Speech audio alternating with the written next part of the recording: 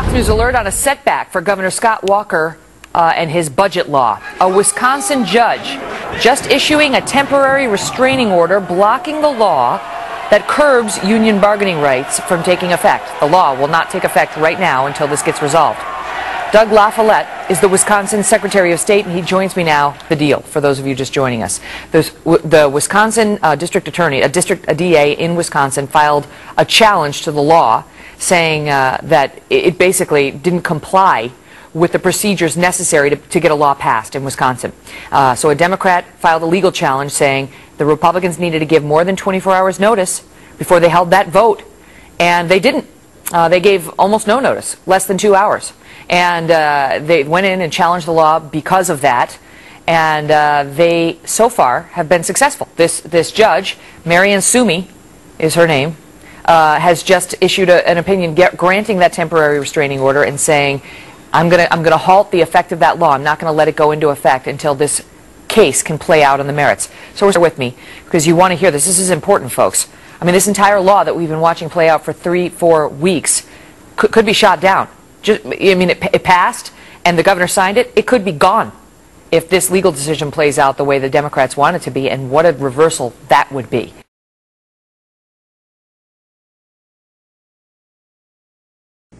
The Polish government has trampled underfoot solemn commitments to the UN Charter and the Helsinki Accords.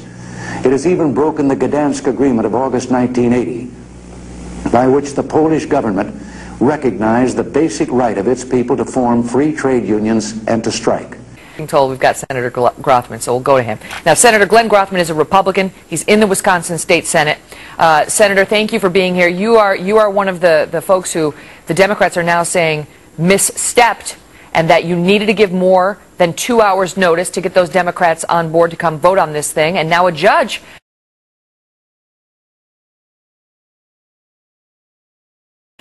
seems to agree, at least temporarily, saying this law is not taking effect because I'm not sure it was enacted properly. Your reaction?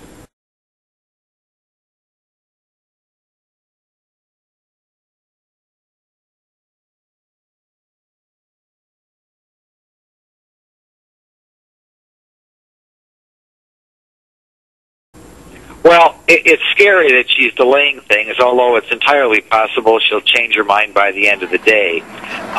What she did is she delayed things pending a hearing that is going on right now.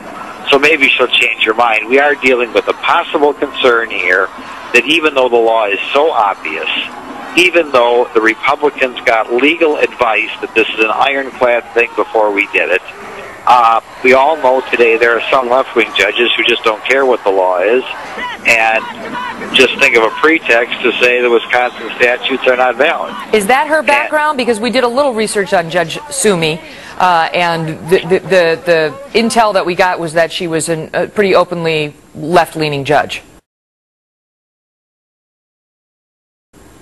Well, she's a Dane County judge, and Dane County is easily the most liberal county in the state of Wisconsin.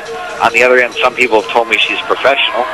I mean, would you outright ignore the statute to come up with an outrageous decision? I guess we'll find it either later today or next week or whenever she issues her decision. The argument by the Democrats is that the law requires 24 hours notice before a government meeting. That's the open meetings law, unless there's good cause to act more quickly.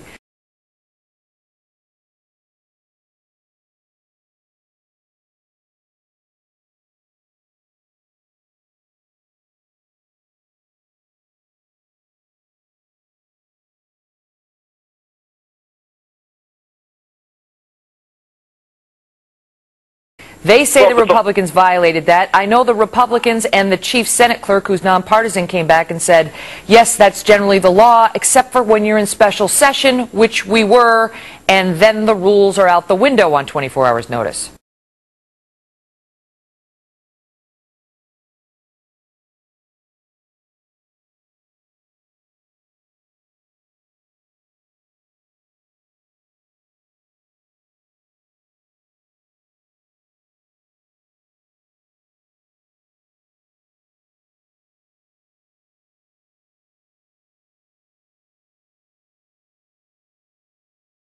Right. The statutes are clear. In special session, the legislature makes its own rule.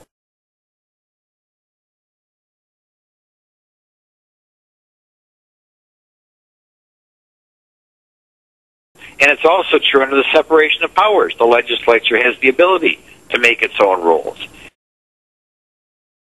And, you know, our chief clerk is not a partisan guy. Our chief clerk was the chief clerk when the Democrats were in the majority and the Republicans are in the majority. Any first-year law student who reviews Wisconsin statutes will see everything the Republicans did was legal.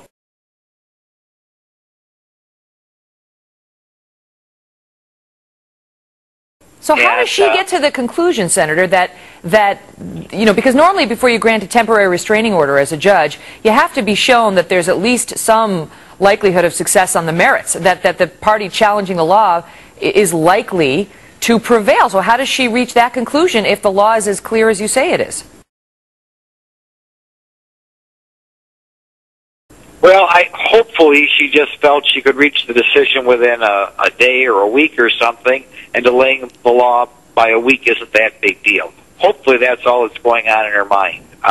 But I will tell you, like I said, I run this thing by any first-year law student, and they'd say, what in the world's going on here?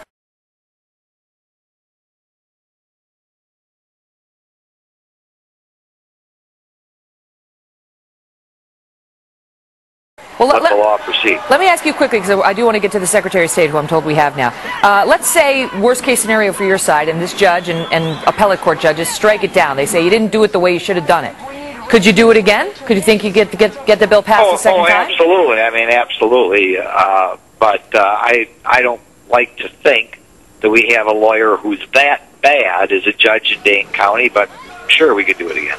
All right, Senator Grothman, thank you for being here. These are the values inspiring those brave workers in Poland.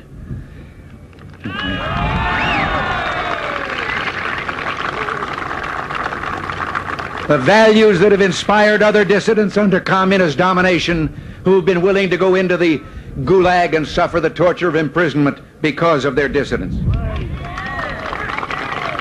They remind us that where free unions and collective bargaining are forbidden, freedom is lost.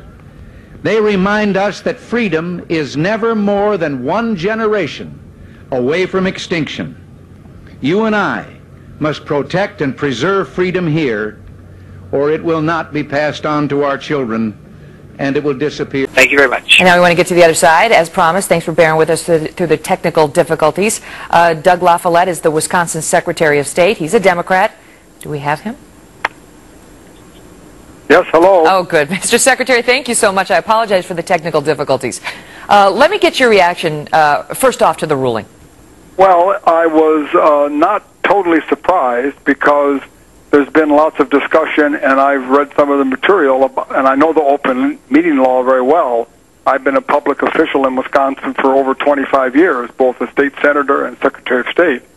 So I know the open meetings law. I'm the chairman of the Wisconsin Land Commission, and we meet regularly, and we are very careful about our 24-hour notices. So can you speak to this thing I just discussed? I don't know if you heard my interview with Senator Grothman, but it seems like both sides agree if this were a normal session, indeed the Republicans would have had to give you 24 hours notice, you meaning Democrats, not you, Secretary of State. And yet their defense is it wasn't a regular session, it was a special session. In special session, the rules go out the window on that. They can give no notice if they want. They gave 2 hours in this case. No, that isn't what the judge said, and that's not what I believe. The open meetings law is a very clear and strong law, particularly here in Wisconsin, where we believe strongly in the public's involvement in our process. And the special session argument, the judge didn't buy it. She said, no, the open meetings law supersedes that. The public's right to be involved is more important. Do you have faith in this guy? They say he's nonpartisan. He's the chief Senate clerk, Rob Marchant, and he was the nonpartisan chief Senate clerk under a Democratic legislature and a Republican legislature. Do you have faith in that guy?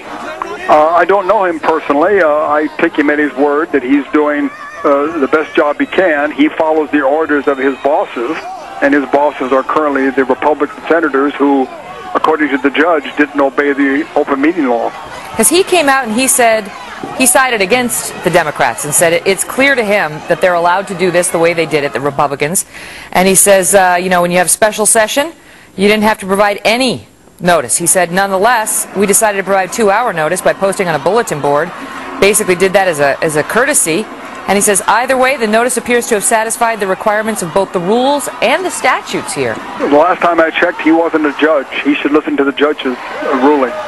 And what do you say, sir, about, the likelihood, because you heard Senator Grothman say earlier, he thinks he'll win once it gets decided on the merits, but he says even if they don't, the Republicans, they'll just do it again because they have a majority in the House, the Assembly, I should say, and the Senate there, and they got the governor's office. Well, certainly the legislature can pass any law they want, and if they want to review this law and reconsider it with public knowledge and proper public debate and public hearings, they can do that. The thing I'm concerned about is I've gotten lots of criticism for not publishing this law immediately, and the reason I didn't is because these court cases were pending.